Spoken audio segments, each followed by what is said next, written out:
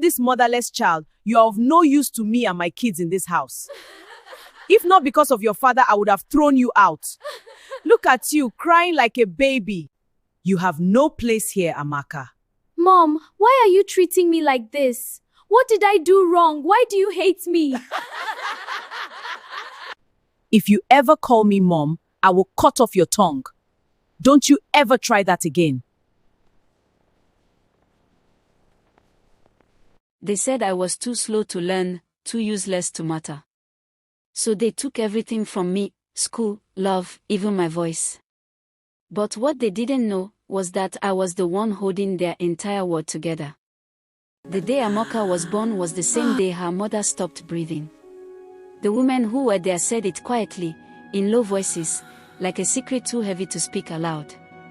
Her mother had gone into labor full of joy, singing and rubbing her stomach, telling everyone that this baby would be her greatest blessing. But when the baby finally came out crying, her mother never woke up again. And from that very moment, before Amaka had even opened her eyes to see the world had already decided how it would see her. Not as a gift, not as a child, but as a reason for sorrow. Her father, Emmanuel, was a man who had loved his wife deeply. When she died, something inside him died too. He would sit outside in the evenings and stare at nothing, his eyes empty like a cup with no water in it. He did not hate Amaka. But every time he looked at her tiny face, he saw the woman he had lost, and the pain was too much to carry. So instead of carrying it, he slowly moved away from her. He stopped picking her up. He stopped singing to her at night. He handed her to his sister to care for, and though his sister was kind, she was not her mother. Amaka grew up in arms that held her out of duty, not love. And a child always knows the difference. When Amaka was 4 years old, Emmanuel remarried. His new wife was named Gloria. Gloria was a tall woman with sharp eyes and a loud voice. She came into the home with 2 children of her own, a boy named Chidi and a girl named Ngozi. From the very first week, Gloria made it clear, not with her words, but with her actions, where everyone stood in that house. She cooked for her own children first. She bought new clothes for her children first. She laughed with her children first. And Amaka stood at the edges of all of it, watching everything like someone looking through a window at a warm room she was never allowed to enter. Gloria never beat Amaka. She was smarter than that. She did not need to use her hands. She used silence, comparison, and cold distance instead. She would say things like, "Chidi finished his homework already. Why are you so slow?" Or "Ngozi knows how to greet properly. What is wrong with you?" She planted the idea that Amaka was less capable, less intelligent, less worthy, and she watered the idea every single day until it grew into something the whole family believed. Even Amaka, deep in her small heart, began to wonder if maybe they were right. If you love emotional stories like this, stories that touch your heart and teach real lessons, make sure you hit that subscribe button now, because this story will stay with you to the very end. By the time Amaka was 8 years old, she already knew her position in the house without anyone explaining it. She woke up before sunrise, while the rest of the house was still asleep. She swept the compound, fetched water, washed the dishes from the night before, and started the fire for morning food. By the time Chidi and Ngozi came out of their room rubbing their eyes, breakfast was already on the table. They sat down without looking at her, ate without thanking her, and left their plates where they were for her to wash again. This was the daily pattern of her life, and it never changed. At school, things were not better. Amaka found learning difficult. The letters moved in strange ways when she tried to read them, and numbers confused her no matter how many times she tried. While other children answered questions easily, she sat quietly, not because she did not care, but because her mind worked differently, slower in some ways, deeper in others. Her teachers grew impatient. One of them, a woman with a thin voice and no patience, once stood her in front of the class and said, "This child does not understand simple things. There is nothing we can do." The other children laughed. Amaka looked at the floor and said nothing. When that teacher's words reached home, Gloria received them like a gift. She gathered the family at the table that evening and announced it with a satisfied voice. "You see," she said, pointing at Amaka, "I have been saying it from the beginning. This girl is not like other children. She cannot learn. She will only waste school fees." Emmanuel sat at the head of the table and said nothing. He looked at his plate. He chewed his food slowly. His silence gave Gloria permission to continue. And from that night, the decision was made. Amaka would not return to school. Her books were collected. Her uniform was folded and given away. And just like that, the door to her future was closed before she ever had a chance to walk through it. After that, her days became longer and harder. There was no more school, no more pencils, no more walking out of the gate in the morning with other children. There was only the house, the chores, the commands, and the silence. Chidi and Ngozi went to school every morning, came home in the afternoon, dropped their bags, and went out to play. Amaka cooked their lunch, ironed their uniforms for the next day, and made sure their room was clean. Sometimes Ngozi would come in and scatter her clothes on the floor right after Amaka had swept, just to do it. And she would smile as she watched Amaka bend down to pick everything up again. Amaka said nothing. She just picked it up. Emmanuel owned a small provision shop not far from their house. It was not a big business, but it kept the family alive. It sold everyday items, soap, rice, sugar, kerosene, small bags of seasoning, canned goods, and other things that neighbors came to buy daily. Gloria managed the money side of the shop, and when the children grew old enough, she gave Chidi and Ngozi responsibility over the shop. "You are the educated ones," she told them proudly. "You are the ones who understand accounts and business. You will take care of it and make it grow." So Chidi and Ngozi were made the managers of the shop. They wore the title proudly, telling anyone who asked that they were in charge. But in reality, they hated the work. Chidi spent most of his time outside with his friends, appearing only when he needed money from the register. Ngozi was more interested in her phone and her social life than in counting stock or serving customers. The shop opened late most mornings, closed early in the evenings, and customers who came and found it locked often turned away and never came back. Sales dropped. Stock disappeared without proper records. And slowly, the shop that once supported the family began to weaken. Amaka was sent to the shop only as extra help, someone to sit there when Chidi and Ngozi didn't feel like showing up, someone to chase away flies or sweep the floor. She was not trusted with money. She was not asked for opinions. She was not seen as someone who could contribute anything meaningful. But Amaka watched everything. She watched which items customers asked for most. She noticed which goods expired without being sold. She saw how prices were sometimes forgotten and customers were undercharged or overcharged. She said nothing yet. She just watched and remembered. Then, one day, she began to act. Quietly. Without announcement. She rearranged the goods in a way that made them easier to find. She memorized every price so that no customer ever left confused.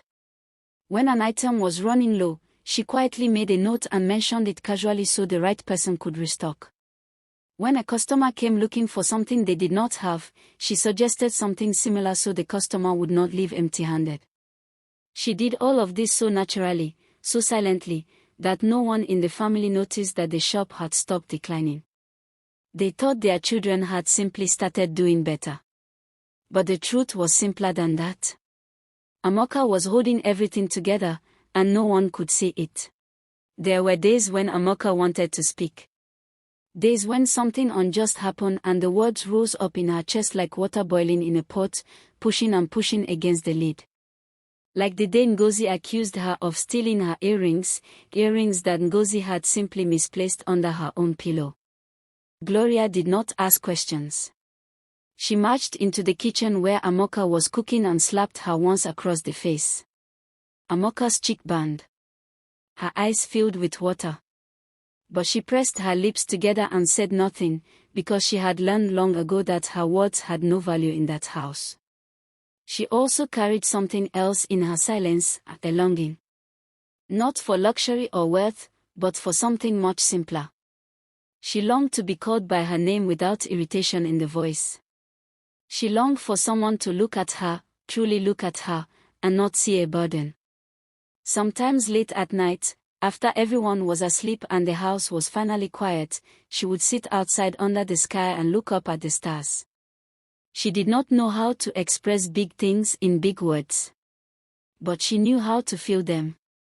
And what she felt, in those quiet moments, was a belief that refused to die, a small, stubborn voice inside her that whispered, "This cannot be everything. Something must change." The neighbors saw her and pitied her.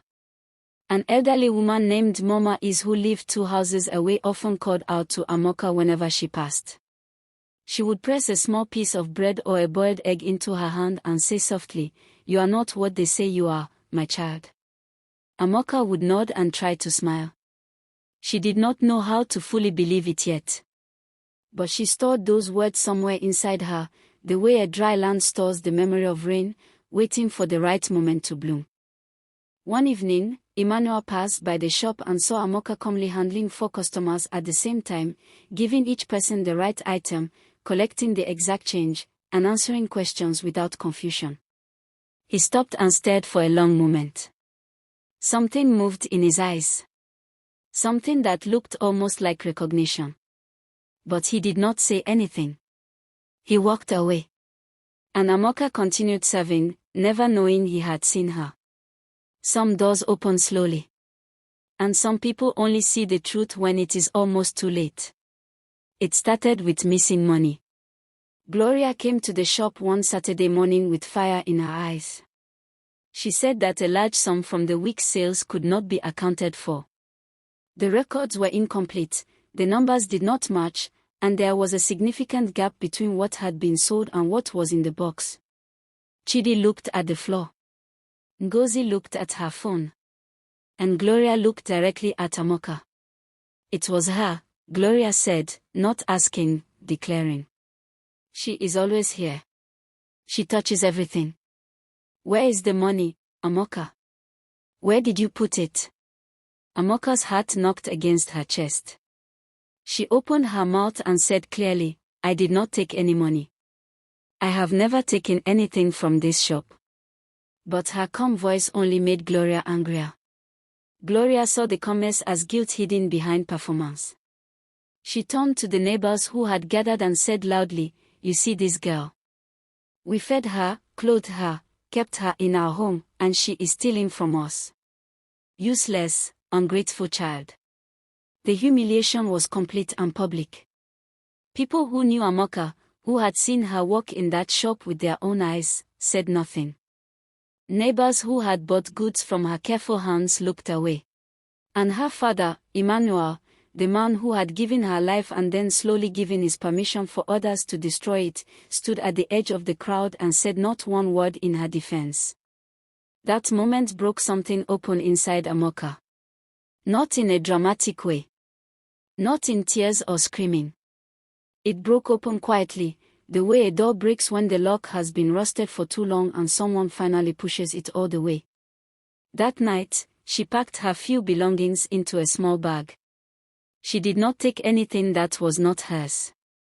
She left the money she had quietly saved from the tiny amounts she earned doing small errands for neighbors. She folded her 2 good dresses, her worn sandals, and the small Bible that Mama Is had given her.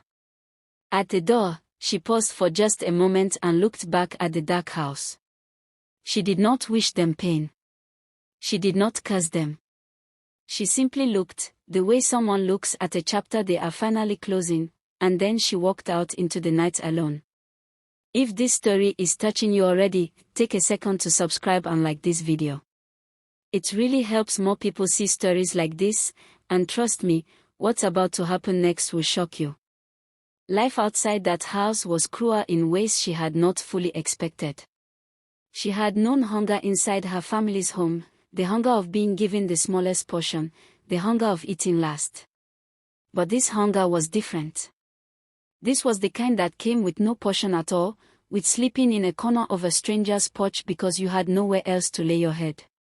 For the first few weeks, she moved from place to place, taking any small work she could find, washing clothes for women in the market, helping food sellers arrange their goods, carrying loads for traders. She faced people who took advantage of her desperation. One woman promised her shelter and food in exchange for work, then worked her for 2 weeks and paid her almost nothing. A man tried to take advantage of her vulnerability one evening and she fled before he could. There were nights she sat in the dark and the small voice inside her grew faint. She asked questions of the sky that the sky did not answer out loud. But she never went back. Something in her understood that returning would be the final death of the person she was trying to become. It was during this difficult time that she found her way to a shop owned by a man named Mr. Okafor. He was a quiet, serious man in his 50s who ran a mid-sized general goods store that was slowly losing ground. His main assistant had left without notice, and the shop was in disarray. He did not want to hire a young woman with no papers, no certificates, and no experience she could prove on paper. But something about her stillness and her eyes, focused and calm, like someone who had seen fire and learned not to panic, made him give her 2 weeks to prove herself. 2 weeks was all she needed. Within days, she had reorganized the shelves. She found items that had been buried so long they were nearly expired and moved them to the front. She started a simple handwritten record of daily sales using her own method that she had built in her head from watching her family's shop. She remembered every customer's regular purchase and greeted them by name. Within the first week, Mr. Okafor noticed that customers were coming back more frequently. By the second week, he noticed the sales figure was higher than it had been in months. He looked at her with new eyes. And she just continued working, asking nothing except to be allowed to continue. Months passed, and the shop under Amaka's quiet management continued to grow. Mr. Okafor, a man of few words, expressed his approval not by speaking much but by giving her more. He increased her pay. He trusted her with the keys. He consulted her before making purchasing decisions, and more often than not, her instincts were right. She had never read a business textbook. She had never sat in a classroom and learned about supply and demand or customer behavior. But she had lived it. She had watched, observed, and absorbed, and her education, though the world had refused to give it to her formally, was deeply real. Word began to spread quietly among traders and shop owners in the area. People noticed that Mr. Okafor's shop had changed. Old customers returned and brought new customers. A woman who supplied goods to several shops in the area came in one day, looked around at the order and energy of the place, and asked Mr. Okafor who was responsible. He pointed at Amaka quietly. The woman studied her for a moment. Then she said, "She has a good eye." It was a small thing. But for Amaka, those 4 words landed somewhere inside her chest like warm sunlight after a very long, cold night. Mr. Okafor eventually called her into his back office one afternoon. He sat across from her and spoke for a long time, longer than he usually did. He told her that he had been watching her and that he had decided to do something that surprised even her. He was opening a second shop in a neighboring street, and he wanted her to manage it, fully and independently. He would provide the stock, the location, and the starting capital. She would run it, make decisions, and receive a percentage of the profits as her own. When he finished speaking, she sat very still. Then she asked calmly, "Why me?" And he said something she would carry for the rest of her life. Because, he said simply, you do not work to impress anyone. You work because you understand what needs to be done. That is the rarest kind of person. The day the new shop opened, Amaka stood at the door and looked at it for a long moment before going in.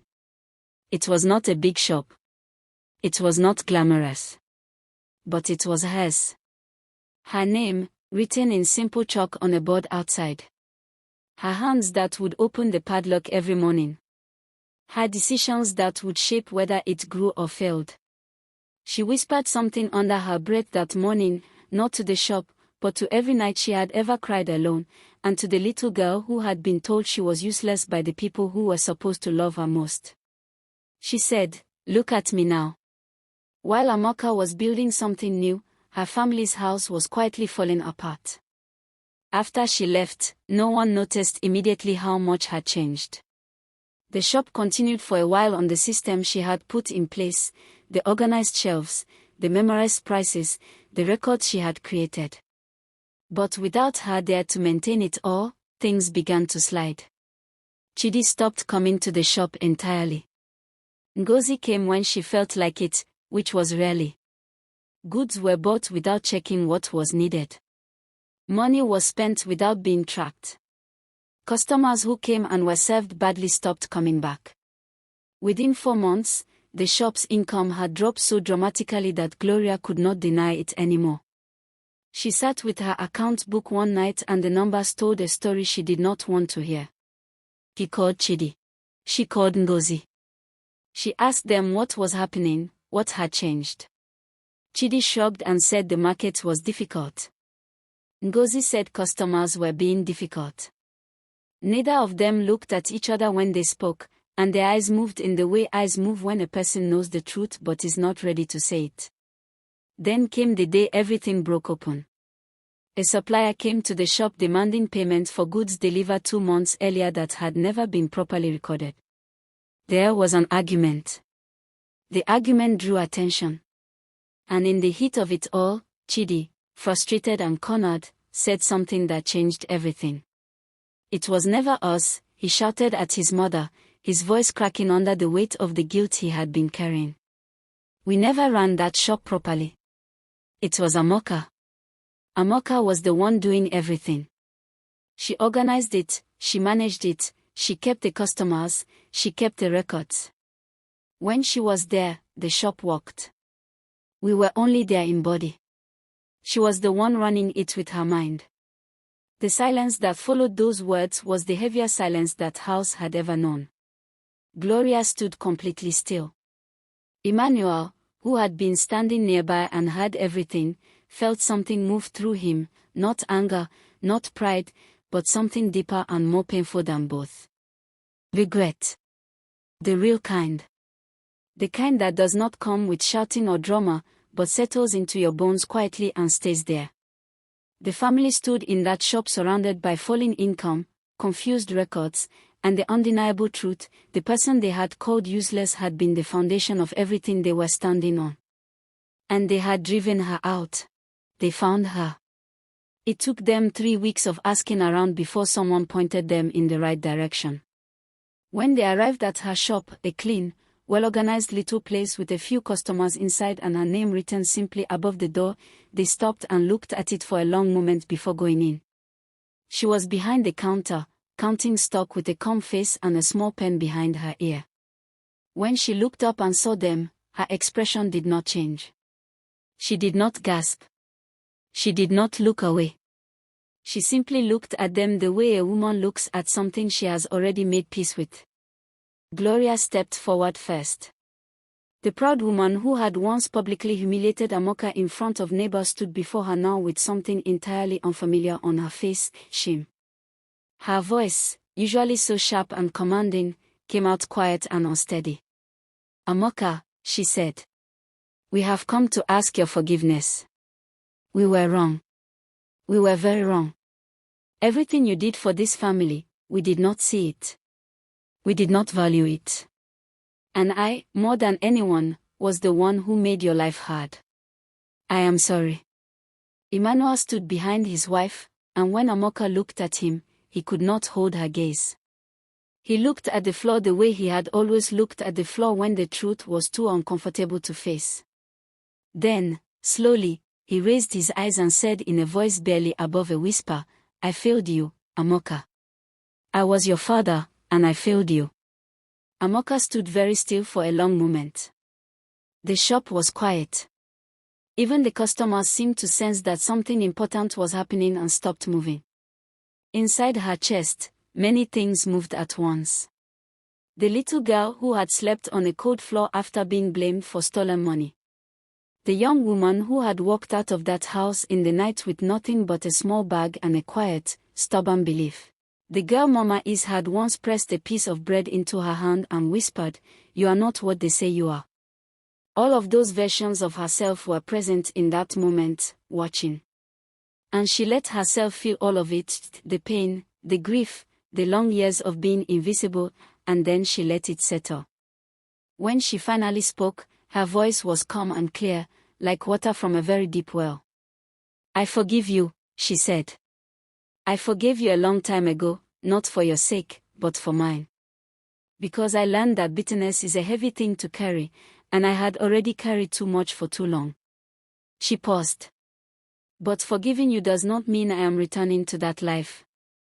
I am not the girl you used to call useless. I am not the girl who swept your floor before sunrise so she could feel like she was worth something in your house. I built this," she said, and her eyes moved briefly around the shop before returning to them. "Not because anyone helped me, but because I always had it in me. You just never stopped long enough to look." She agreed to help them, but with conditions. Respect, honesty, and truth. She would support, but she would never again be invisible. And as her family walked out of her shop that day, stepping back into a world where they now understood what they had lost and what she had become, Amaka turned back to her counter, picked up her pen, and continued counting. She was not angry. She was not bitter. She was simply, finally, exactly where she was always meant to be. The girl they called useless had become the answer to every prayer they prayed after she was gone. If this story moved you in any way, don't forget to subscribe and share it with someone who needs to hear this. Because sometimes, the people we call useless are the ones holding everything together.